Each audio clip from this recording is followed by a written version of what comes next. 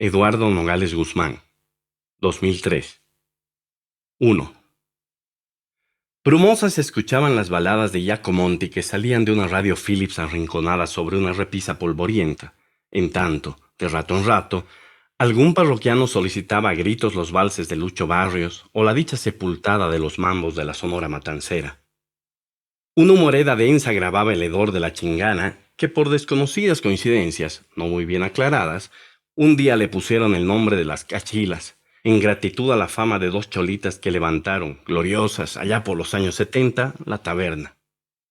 Parecía que solo una pareja atendía las melodías, porque un cierto dejo de suspiros se escuchaba cada que una balada volvía a retumbar entre las paredes desportilladas de la cantina, donde era posible todavía leer promesas hechas a rasguños y con las cenizas ardientes de un cigarrillo, anhelos de un amor eterno o las rencillas de una ausencia, trazos abandonados en el temblor de arañazos que, como arengas contra el tiempo, decían: aquí chupó el mangueras por luz y para siempre.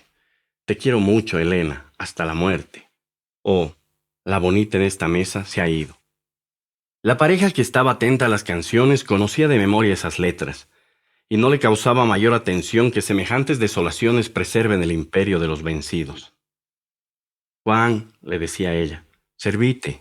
Vos también, pues, mamita, le respondía. Luego recogía su astoria de una orilla de la mesa y fumaba, y otra vez silencioso quedaba, mientras la Susi miraba a un perro aburrido que se acurrucaba en una puerta entreabierta. Cuando acabó de cantar Giacomonti en esa ruinosa Philips, se miraron. «Qué macana», dijo ella. «Mejor así», respondió él. «No tengo quibo para chupar. Pero tomaremos una botellita más. Me fiaré. Dejaré de prenda mi cortaplumas». Con gesto sobrador, aunque desconfiado, se levantó de la mesa, sacó de su bolsillo el cortaplumas, pidió fiado y trajo una botella. A pedido de él, se comenzó a escuchar en la Philips a Leo Dan, con ese piadoso «Jamás podré olvidar la noche que te besé», a Lucho Gatica con «No te digo adiós, te digo hasta siempre». Y atardeció un bolero, y anocheció un tango. Y la tarde no se iba. La taberna parecía un barco varado en medio de un océano que de improviso estaba seco, y los sobrevivientes platicaban, al parecer, con cierta resignación sobre la situación del paisaje de afuera. Mataban el tiempo para pedir a los dioses otras aguas, seguramente. La Susi y el Juan seguían callados. De hecho, no querían hablar.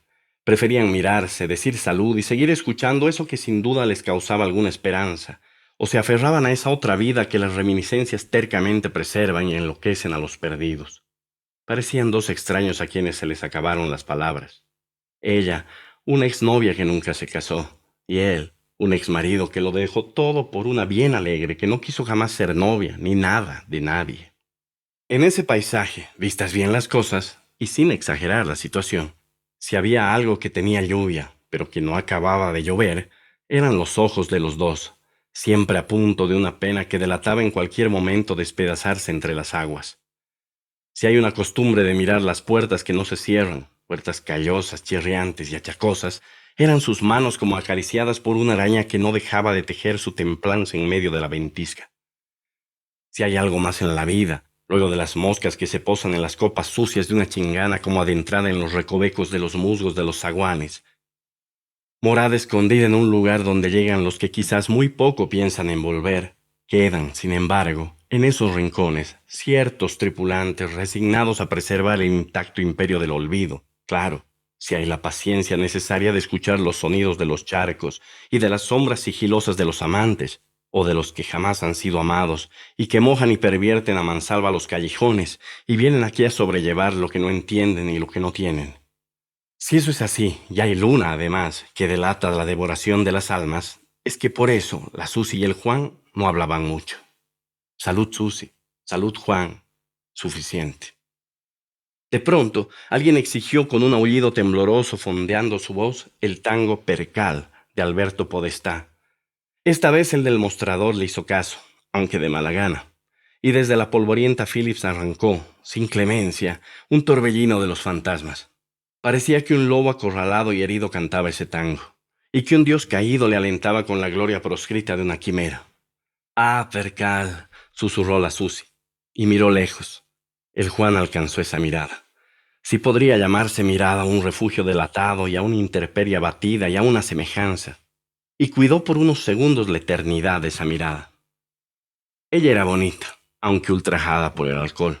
Entonces el Juan apuró un seco y se estremeció al ver la cara hermosa y maltratada de la Susi.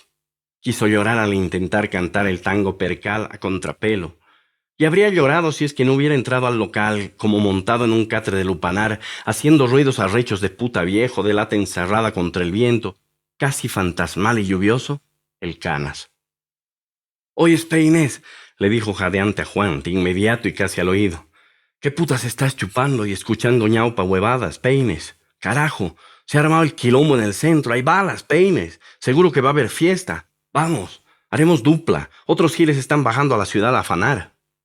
Por el estruendo de la música y el rumor sordo de los parroquianos, no se escuchaba de la ciudad más que un olvido de polvareda que golpeaba sin clemencia la calamina del portal.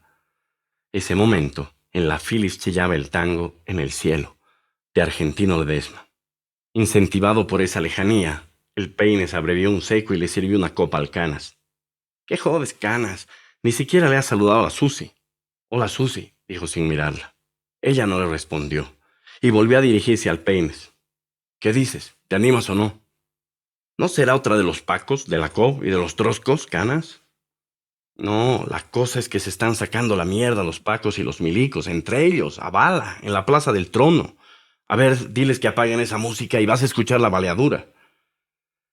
Un poco mareado, el Peines pensó que toda vez que no tenía look y la botella estaba vacía, no había otra que ir a otro sitio. Se arregló el cabello. Le dijo a la Susi con cierta ternura que se vaya a dormir al cuarto. Observó la destartalada Phillips y escuchó unos segundos: «Tú eres mi destino», de los 5 latinos. Y suspiró. «Vamos», le dijo al Canas. Afuera, muy lejos, se escuchaban disparos de metralla. «Caray», dijo el Peines. «Cierto». Se animó y se despidió de la Susi. Y bajaron una empinada calle hacia el centro, mientras el Canas le contaba lo que sabía de la situación. Todo se resumía a un impuestazo emitido por el trono, que ni el uno ni el otro entendían de lo que se trataba. Para ellos importaba el alboroto. Eran las 6 de la tarde. La ventisca no arruinaba el aliento, pero jadeaba el Canas, más viejo que el Peines, aunque todavía activo en su laburo de lancero. Respetado, el fogueado maleante pensaba que sería mejor ir hacia los negocios del Miamicito, donde se vendían productos electrodomésticos de contrabando de alto precio. El Peines le dijo que no, que era conveniente primero ver cómo se encontraba el asunto en el centro. Después, seguro de su decisión, sacó uno de los 2 peines de su bolsillo del pantalón y se arregló el cabello arisco que le caía a la frente. Luego, con un cierto tic y suficiencia, limpió y guardó, ducho, el peine en el bolsillo de costumbre. Y cerró cuidadosamente su chamarra de cuero negro. Era un tipo al que en el ambiente le decían el cuentista. O Peines el cuentista. Porque su especialidad era el cuento del tío, que era un oficio de la lengua, la imaginación y el humor negro. Tenía algo de escapista también, que era otra especialidad que requería imaginación, sigilo y atletismo. Él se jactaba de haber cursado un año de filosofía en la universidad y de afanar periódicos en los puestos de libros usados. De modo que se enteraba de algo y hablaba con cierta diferencia fantasiosa frente al argot malevo de sus amigos. Prendió su último Astoria. Cavilaba con la mirada al suelo y llevaba una mano en el bolsillo. Eso no evitaba que adivinara el cansancio del Canas al advertir su inocultable abandono y su pena. Cojeaba un poco el Canas, tal vez a consecuencia de la gota o el reumatismo. No había olvidado el acento tan propio del quechuañol de Tarata, de donde venía, ni había saciado su hambre interminable de mote. Su obsesión era comer mote con quesillo, llajua, papa y tomar chicha. No tenía otra virtud consecuente que su indiscutible lealtad al mote.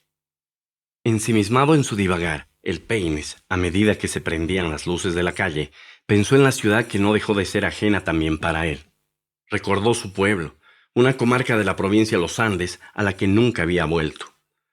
Una nube invisible se posó en sus ojos, y un camión cargado de indios y papas, dejando una polvareda invisible, surcó por entre los pedregales y los senderos de unos cerros imaginarios, que solo su mirada y su corazón se resistían a olvidar. Amante de las baladas románticas, le gustaba el atardecer, el ají de fideo, los días lluviosos y las tabernas. Pensó en el amor que no tenía y en la Susi que le acompañaba. Soñaba en una orilla donde los barcos pudieran comenzar de nuevo, sin importar las aguas perdidas y los ayeres. Para esto, iba dilucidando, día a día, el más preciado, fino e inédito cuento del tío. Tenía el argumento. La idea se basaba en una situación fantástica. El Peines aseguraba que la gente era propensa a creer en la locura y en lo imposible más de lo que supuestamente se cree. Sin aflicción, debía tramar en ese argot la desaparición del tiempo en una aldea y sustituir esa ausencia con un animal fantástico, el que tendría la virtud de hablar, no de aparecer. El habla era su aparición, y dejar señas perturbadoras en la aldea. En esa condición, lo inexplicable tendría que inducir al abandono, al recuerdo y a la locura de la gente, que de cualquier modo interpretaría el habla y las señas desconocidas como un designio. Entonces el tiempo se convertiría en una culpa que algo de la aldea había olvidado por modernizar sus costumbres. Pero faltaba un delirio para solventar ese ardid. De esa manera, el animal fantástico debía vivir retrocediendo, lo que quiere decir, abandonándose en recuerdos, de modo que la gente perturbada era inducida a soñar para encontrar lo que había perdido. Lograda esa costumbre y ese alimento, apareció un forastero, bastante locuaz, en verdad un artista de la palabra, al estilo de los fanfarrones y los bribones que venden a los incautos nubes de mamut, pomada de dinosaurio y paciencia de rinocerontes en los mercados. Un artista capaz de inducir al abismo o al cielo a sus interlocutores. Él debía aparecer con espejo del tamaño de un rostro y, con una cifra, devolverles la realidad a la gente y dejarles que resuelvan el misterio de la cifra. Esta cifra sería interminable, y la realidad, no más que un rostro perdido, ese que tenían las gentes antes de vivir de sueños. Mirarse otra vez, reencontrarse en el espejo y la palabra, alentados por el misterio de una cifra infinita, significaría, sin embargo, otra vez un abandono. El momento preciso para que el cuentista del tío, a petición de devolverles la realidad, les incite a la seducción de la necesidad, y por ello les exige una compensación inmediata. De modo que sin otra artimaña que la entrega voluntaria y ofrecida, se lleve las cosas importantes de la comarca. Significaba ofrecerles a cambio de su realidad eterna, una realidad inmediata. A veces sospechaba que no debía ser tan exhaustivo. Empero, tendría que agregar al ardid un pájaro extraño cuya única costumbre sería la de beber el agua de los ríos turbulentos. Y por una necesidad de inducir al ensueño, el pájaro debía habitar en el resplandor de los relámpagos, puesto que una verdad, en la semejanza del rayo, debía ser lejana y soportable solo en el fulgor de los instantes y en la fugacidad de la realidad efímera. El color de su plumaje exigía los matices irreales de un sueño. Este pájaro, por esa evasiva necesidad, debía llegar desde el olvido y tendría la responsabilidad de anunciar, al inicio, la aparición del animal fantástico que irrumpiría en la aldea hablando. Por eso, el pájaro raro existiría en una alusión mítica, introducida, sobreviviente, en los rituales y las fiestas importantes de la comarca. Esto agregaría una complicidad casi natural del estratagema con las asiduas idolatrías de los hombres. Tal ilusión, el Peines le contaba una y otra vez a la Susi, en la mesa de la taberna. Ella le sugería que el forastero debía ser una mujer, por su propensión al dolor y al fingimiento. Se consideraría, era la respuesta amable del Peines. Pero hacía frío en la calle, y la ventisca golpeaba el andar. El Peines dejó de urdir esas patrañas. Vio algunos resplandores de fuego a lo lejos. Raro, pensó, y le pidió al Canas ir más rápido, correr si era posible, para alcanzar el centro, pronto. 2. El Frank estaba vomitando en la pared. Hace rato que había inhalado clefa, tiner y consumido alcohol en el baño del chocherío Status con la Luisa. Pero ella estaba haciendo el amor en un rincón del pasillo, cerca al baño, con el Adolfo. La música era un infierno. Las luces de colores rojos y violetas transformaban en alaridos de sombras fugitivas y de barro o en manchas movedizas y encarceladas en torbellino del ruido las figuras de las parejas jóvenes que se contorneaban ebrias, alucinadas y felices. La voz del animador estallaba sin pausas. Emitió un ruido estrepitoso, logrando que las bailantas exageren sus movimientos, de acuerdo a la intensidad del chillido casi arrecho, extremado del disc-jockey. Ese, con el ruido jadeante casi metálico de los simios modernos, determinaba la vida de las sombras. Una bolsa de plástico con alcohol y gaseosa circulaba de mano en mano. Las mujeres sedientas se disputaban la bolsa. Los muchachos aprovechaban esa situación para acelerar la borrachera y llevárselas, más tarde, fácilmente por las callejas oscuras de la ciudad. El Frank, babeado, después de vomitar, salió tambaleando a la calle. Recordó que solo pretendía pasarla bien en ese baile chochero de matiné y que la Luisa se emborrache rápido y se deje. Pero el cabrón del Adolfo viene, le mete mano y me jode el plan, recordó. Los efectos del tíner y de la clefa le hacían tambalear. En un sopor delirante observó densas humaredas en el centro de la ciudad. Escuchó disparos insistentes de armas de fuego. Se detuvo. Compró una hamburguesa de aluca en la esquina. Le preguntó lo que pasaba al hamburguesero. Este le dijo que en el centro había baleadura y que él, justamente, pronto levantaría el puesto. El Frank era un tipo huraño. Albañil cuando tenía pega. Reservista del Rangers de Chayapata. Dragoneante de infantería, decía a voz en cuello y de borracho. Vivía en un cuartito con sus padres, quienes recibían una mezquina renta de jubilación ferroviaria. Luego, hurgó sus bolsillos. Encontró un cigarrillo casino y torpemente fumó el pucho. Inconsciente por los efectos de la clefa, decidió, en su bronca, averiguar qué situación era esa de las humaredas y los balazos. Cuando comenzó a dirigirse al centro, vio como el Adolfo, casi al arrastre, se llevaba a la Luisa hacia un callejón estrecho y oscuro del barrio. «Pendejos», dijo en su remordimiento, y arrojó el pucho, y con un paso incierto, precario, se dirigió hacia el centro de la ciudad. 3. Hace media hora que la Remigia esperaba a su novio. No se daba cuenta, en su desesperanza, de una multitud que iba creciendo cerca de ella, a medida que un altoparlante desde un edificio sindical arengaba entre proclamas y la música de Benjo Cruz una resistencia contra las medidas económicas del trono. La Remigia, indiferente, aguardaba a su novio con quien se había citado para ir a comer silpancho y charlar sobre su boda, decidir la fecha, los padrinos, la orquesta y el local y el cuarto donde vivirían después. Trataba de ignorar lo que sucedía, aunque se asustaba a medida que pasaban los minutos y no aparecía el novio. Posteriormente, pensó que tal vez no era el lugar donde acordaron verse. Caminó hasta la otra esquina, aquella que llevaba a una calle que se dirigía a la Plaza del Trono. Miró con insistencia, no encontró al novio y se puso nerviosa. También, indiferente hacia ella, la multitud parecía hacerse, inventarse, tramarse cada vez más desde el rencor de los muchachos de las orillas de la ciudad. Gritaban que había muertos en la Plaza del Trono.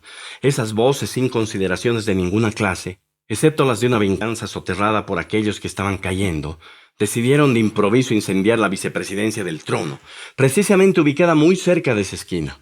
Muchos gritaban que no, que mejor era ir a los ministerios del trono. Ardía una llanta de camión en una esquina. Más allá, un automóvil particular permanecía en llamas. Un ganso delirante que sobrevolaba el humo comenzó una persecución a las calcinaciones de una sombra. Una densa humareda cubría el lugar. La Remigia no podía creer lo que estaba escuchando y viendo. Tras una sensación que solo el peligro y el fuego ofrecen, y que es el contagio seductor de la violencia, comenzó a escuchar a la muchedumbre con cierta extrañeza, con atención, aceptando que esas vidas eran diferentes, toda vez que estaban dispuestas a inmolarse sin un objetivo claro, es decir, no por sí mismas, más bien por lo inexplicable. De pronto, la Remigia, en medio de ese rumor delirante, se olvidó de su cita y comenzó a caminar detrás de la gente. Sentía a la multitud deslizarse en la intimidad de su piel y su necesidad. No creo que puedan quemar la vicepresidencia, se convencía. Le invadía más que el misterio y la duda, la excitación del peligro. No, ni siquiera eso le atraía.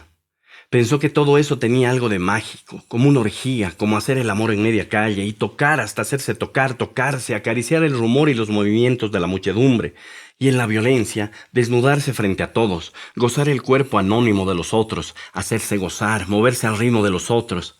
Sí, igual que el fuego, con sus leyes que no son otras que en tanto crece una multitud en sí misma. Esa multitud tiene su destino que se nutre de una devoración indetenible. Descubrí una tentación en el ruido de las voces rencorosas de esos muchachos que exigían la destrucción de todo. Y delirada, al estar por primera vez en medio del ojo del huracán, desnuda y acariciada, deseada, deseosa, penetrada, fantasiosa, se quedó con ellos y se movió con ellos, arrastrada por la fascinación del fuego, del deseo y del rencor anónimo que descubría por primera vez en su joven necesidad. 4. Justo cuando la Remigia era parte de la multitud y se quemaban 3 llantas de camión y 2 autos ardían, y el ganso había traído otros gansos hambrientos que sobrevolaban sobre el humo, gansos que comían calcinaciones y extrañezas, mientras la gente se disponía a acercarse a la vicepresidencia y a los ministerios del trono, ese momento llegaba el Peines, el Canas y el Frank desde diferentes aceras y esquinas. «Mierda», dijo el Peines, «esto es fiesta». El Canas se quedó cojudo. Y el Frank entendió que el chocherío de arriba del barrio había venido a continuar la orgía a esa esquina. De modo que se metió a la multitud sin problemas. Quería ruido, o sea, estaba emputado por la Luisa.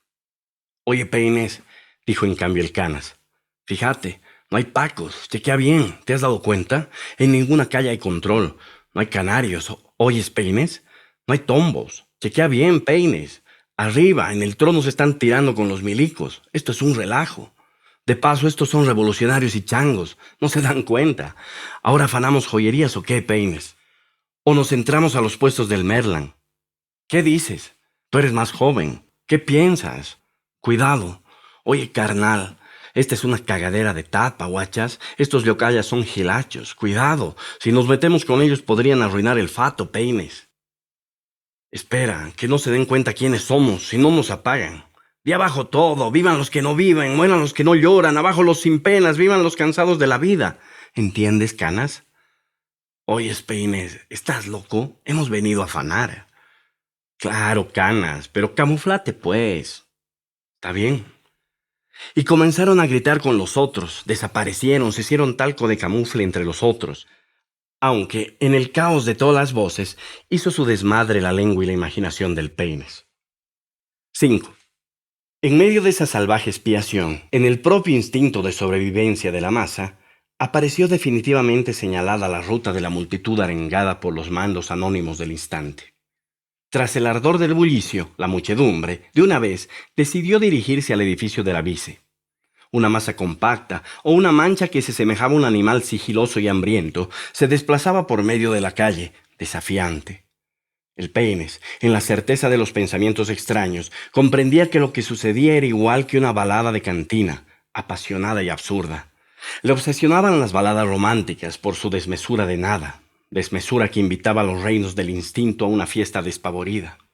Observaba a detalle la calle. Él mismo era esa multitud y esa balada hecha ahora rencor desprotegido, llanto de guagua, mirada del primer sexo. Divagaba que un deseo destructivo era la esencia de la masa ardiente, reprimida, insultada, lo mismo que la moral de un hombre humillado. Se daba cuenta que cuando la masa llegaba a devorar a sus líderes, cuando los anulaba por fuerza de los hechos que duraban apenas instantes, los imprevistos y las exigencias mataban a sus conductores. De ese modo irrumpía y adquiría la masa la decisión de un destino anónimo, de una fuerza con vida propia, siendo en sí mismo una existencia que, de acuerdo a la violencia, asumía la vida de un organismo cuyo olfato y hambre se saciaba con el fuego y la destrucción. Cada miembro de ese organismo, cada rencor, alimentaba y dirigía y preservaba la vida de ese animal y de ese olvido. Pensaba, todos dirigen la masa y nadie. El instinto es lo que induce a su reproducción. La masa era la acumulación de los instintos y de los rencores de cada uno de los insectos miserables que la constituían. Por eso, no otra fuerza que el instinto daba cuerpo a la multitud. Pero el momento que se dio cuenta, con demasiada claridad, de que todos tenían una ardiente venganza delatada en los ojos y en la violencia de los cuerpos, sospechó que lo que pasaba seguramente era una historia.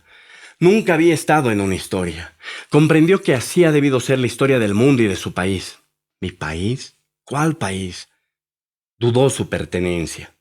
La multitud obligaba a la desaparición de la identidad y exigía el atroz dominio del desarraigo. Una institución animaba su desvarío al presentir que para vivir en la historia se requería un sentido de venganza. ¿A quién? ¿De qué? No importa. La venganza ha inventado a la historia, y la historia ha preservado la venganza. La venganza es la historia que, al mismo tiempo, es la conciencia de lo efímero y la precariedad. Oscuro en sus imaginerías, hacia sí mismo decía cosas difíciles de desatar y esclarecer. Era un artista del hablarse. No contaba a nadie sus patrañas, excepto a la Susi. Tramaba todo el tiempo trazos cuidadosos para sus golpes, que si bien fueron pocos y nada interesantes, le dejaron la ambición de inventar y ejecutar el cuento del tío perfecto y final. Le gustaba urdir, imaginar, y perpetraba ilusiones tristes. La venganza, que es la historia, quiere tomar la tierra y el cielo por asalto con sus manos, a despecho de los dioses. La venganza es una taberna, el Canas que no sabe dónde está parado, pero que quiere devorar su propia devoración. Es, ciertamente, un desengaño, el desprecio, la soledad, la Susi, yo, estas cosas. El Peines admitía que quien es nadie, que son todos en este absurdo que es toda una tierra, es nadie verdaderamente, desde donde se levanta la ilusión de un ajuste de cuentas en la joda, en los desmanes, o en un saldo del tiempo que para seguir consciente de su historia, el humillado, para seguir de pie frente a lo efímero, tiene que destruir. ¡Qué huevada! Se hablaba a sí mismo, porque tenía miedo que el eco le devuelva la condición de su intemperie. La historia adquiere en la masa la conciencia y la materialidad de la venganza.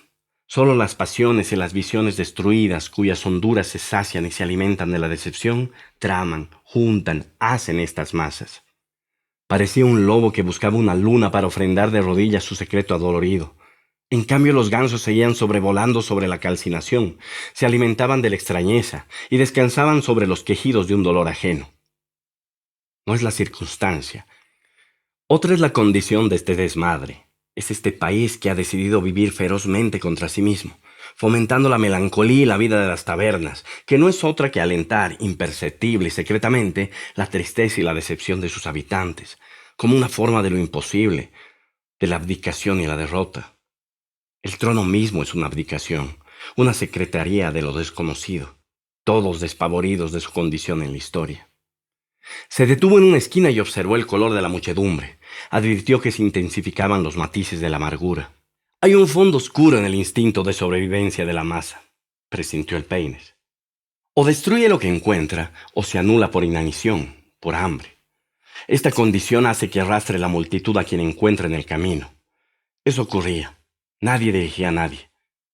Precisamente el instante que la gente llegó a la puerta de la vicepresidencia, sin orden, ni mando, ni comando, salvo a causa de la antigüedad del instinto, aparecieron las bocas, las manos y el corazón de los ofendidos y voltearon sin clemencia a la puerta principal. De inmediato se prendió fuego en su interior. Un grupo de una secta letrada de la memoria, como esperando de antemano la aparición de la multitud, impidió valientemente que se destruya el archivo del trono. Los vencidos no tenían otra memoria que su delirio. Y no conocían otra letra que la vigencia de su dolor. Todo lo demás ardía. En ese torbellino, el Frank se divertía y destruía sin motivo, ferozmente transfigurado en un gusano monstruoso y despavorido de sí mismo. La remigia estaba seducida por el fuego. Su curiosidad y la necesidad de su cuerpo alimentaba la vida de la multitud. El Canas, por todos los medios, quería robar. Y el Peines, claro que quería robar, pero en su estupor, por primera vez había entrado al despacho de la vicepresidencia, y él mismo prendió, sin mucha decisión, fuego al escritorio, casi en un acto mecánico de justicia con su proscrita dignidad de maleante. Poseído por una sombría certeza, le invadió lo indescriptible e indecible que seduce. Y cuando contempló parte de su venganza en el humo, enmudeció. Cuando contempló las cenizas de su furor, se estremeció y se enterneció por algo que borrosamente sentía que era de pronto la patria que en medio de los escombros también significa él, igual que sus manos en la noche buscando en la cama la tibieza del cuerpo ajado de la Susi. Sin moverse, tras la humareda, observó un retrato pintado al óleo, enmarcado en una madera preciosa y tallada que ardía. Advirtió en ese retrato una prestancia de alguien que guardaba una melancolía en la mirada y sostenía un libro y una luna, al lado de una caverna, y al otro se advirtió un desierto donde se adivinaba la luz de un misterio, y en un fondo brumoso aparecía un ángel, tal vez también, junto a una tristeza aguantada en todo eso, a causa de lo mismo que hoy afanaba a la multitud y a la historia, y se quemaba. Se perturbó ante la gratuidad de las cosas.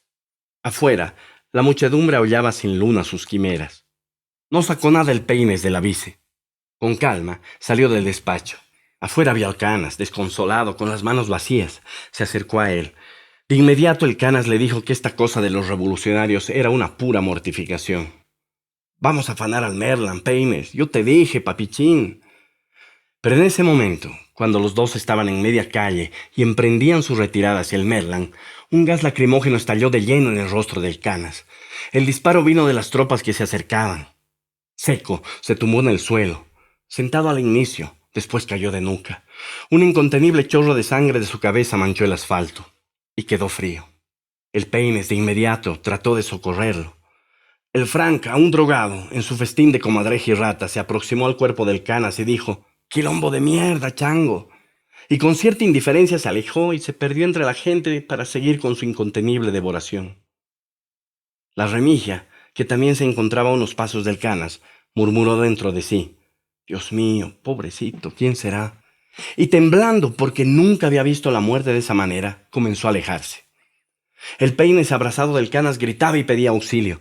Al rato llegó una ambulancia, y unas enfermeras levantaron y se llevaron el cuerpo del Canas a la morgue. El Peines lloraba una sola lágrima que parecía caer desde unos siglos aguantados heroicamente. Semejaba esa lágrima una estrella fugaz detenida en medio de un cielo abandonado y tiznado. No sabía qué hacer, ni qué rumbo tomar. Yendo por donde fuera, sentía que los caminos le iban a traer al mismo sitio de esa lágrima reticente que le inundaba en su rostro su nunca alcanzada quietud. No se movió durante varios minutos. Sin embargo, ante la arremetida de las tropas del ejército, que pretendían reconquistar la vicepresidencia, lentamente, sin miedo, comenzó a caminar. Observó y levantó del suelo un juego de bolígrafos y plumafuentes Parker que estaban en una cajita que alguien sustrajo de la vice. Los puso en el bolsillo, junto a sus 2 peines, y por la misma ruta por donde había venido con el Canas, se alejó. Serían las 10 de la noche, a lo sumo. Sin interés observaba el fuego de varios edificios. En cada esquina, una barricada con hogueras levantadas cobijaba a los muchachos pobres de la ciudad que aún clamaban sedientos otra guerra. Al día siguiente tendría que ir a la morgue a representar al Canas. La ciudad ardía. Los gansos descansaban sobre los tejados de la ciudad limpiando el humo de su alimento y dejaban a un lado las migajas de su insaciable extrañeza. A medida que se alejaba del centro, los disparos cesaban. Igual que un guerrero desarmado, soportando la raída bandera de su alma, miró sin mirar la vida. Ajeno en el tiempo, desandó las orillas. Cansado, luego tocó la puerta de las cachilas. Le abrieron de mala voluntad. En el local quedaban 3 parroquianos. Se acercó al mostrador y pidió 2 botellas a cambio de los bolígrafos Parker que levantó de la calle. Antes de sentarse en su mesa de siempre, solicitó amablemente escuchar el tango Percal. Se acomodó en la silla, llenó su copa de aguardiente y se puso a cantar. El perro seguía durmiendo en la puerta que la ventisca movía de un lado para otro. Una arañita comenzó a bajar desde una esquina del mostrador. El bandoneón y la orquesta, que en caudales tristes venían desde la arrasada Philips, incentivaba la voz inclaudicable de Podestá y del Peines, que hacían un dueto irrepetible, ilusorio y doloroso, único, si se entiende la fantasía de los vencidos, porque el uno aullaba la reivindicación de su pena, y el otro estaba lejos, o nunca había llegado a la chingana, sino apenas en ese casete copiado de un vinilo que divertía y mentía a la distancia de los fantasmas y de los monstruos insatisfechos del amor. Parecía un dueto entre un fantasma y un eco. En fin, acantilados que cantaban hacia los caminos que no habían, y frente a quienes solo podía escuchar y admitir los delirios del vacío. Entonces, claro, en esa taberna cerrada, esas cosas tenían la exacta dimensión de las almas que venían también de una guerra, sosteniendo la ilusión de otra vida. El Peine sabía que esta casa no era de un bohemio, ni mucho menos. Tampoco era un lar de un descanso, ni de un descargo, ni tenía el patio ni el sosiego de los cuarteles de invierno, sino era un terruño proscrito y envilecido para dirimir el destierro de los ángeles caídos. Cantaba con la amargura que señalan las rutas de quienes en esas mesas valerosas, a pesar de la infamia, sabían sin énfasis ni alardes que la vida era un refugio siempre delatado. Cantaba el Peine sin otra emoción que la de estar solo al final, pensando que el Canas se había ido y que la guerra mañana en la calle estaba ofrecida. Los parroquianos, asustados de su pena y su mirada, se marcharon. Y el muchacho que atendía el local se quedó dormido de susto y de reclusión, quizás a causa de la misma tristeza de los que cantaban ese tango que el Peines, esta vez sin concesiones, dedicaba a nadie. Percal, ¿te acuerdas del Percal? Tenías 15 abriles, anhelos de sufrir y amar, ir al centro, triunfar y olvidar el Percal.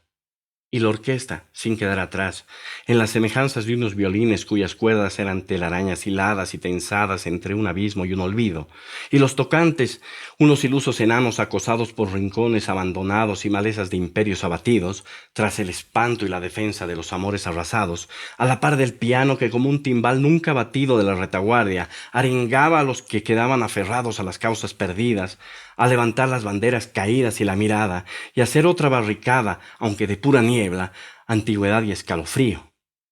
Así, La orquesta y el piano, sacando fuerzas de flaqueza, después de todas las guerras, junto al tempestuoso cauce de esa letra y esa voz, se quebraban en un desmadre de cavernas que rompían la noche de los olvidados, hasta recuperar y reivindicar las guerras perdidas y perdonar a las mujeres y las causas que seguramente abandonamos y nos abandonaron. Eso también, sin duda, quería decir mientras cantaba, el Peines, en ese dueto imposible y fantasmal con Podestá, en la orilla y la noche más lejana de un país que había decidido, en secreto, fomentar la vida de las tabernas, al alentar ferozmente el culto a la resignación, a la abdicación y a la vida contra la vida. Y cuando ya nadie cambió el casete y la arañita había instalado pacientemente en unas rendijas del mostrador el primer hilo de una trampa y una morada, y el perro solitario olfateaba buscando comida en los rincones donde jamás encontraría más que las reminiscencias del humo, el Peine salió de las cachilas. La calle estaba vacía, alumbrada con un foquito mezquino de bujías que, sin ultrajar ni prescindir de sus sombras perseguidoras, otorgaba una cierta ternura a la ventisca y a la orfandad. Se peinó por una costumbre desalmada al intentar aliviar la arruinada pinta, y apareció tocando la puerta de su cuarto para que la Susi le abra. Pero antes de eso, endeble, como un ángel que después de un vano y bravo afán contempla y acaricia su obra tan prontamente arañada de luna, se aferró de sí mismo, y se quedó encorvado y dormido justo en la puerta al silbar suavito para no despertar a la Susi. Otra vez, percal, que, según la semejanza dada esa noche, era una balada, tal vez una lata encerrada, o, simplemente, el fato fulero de un tango repentino.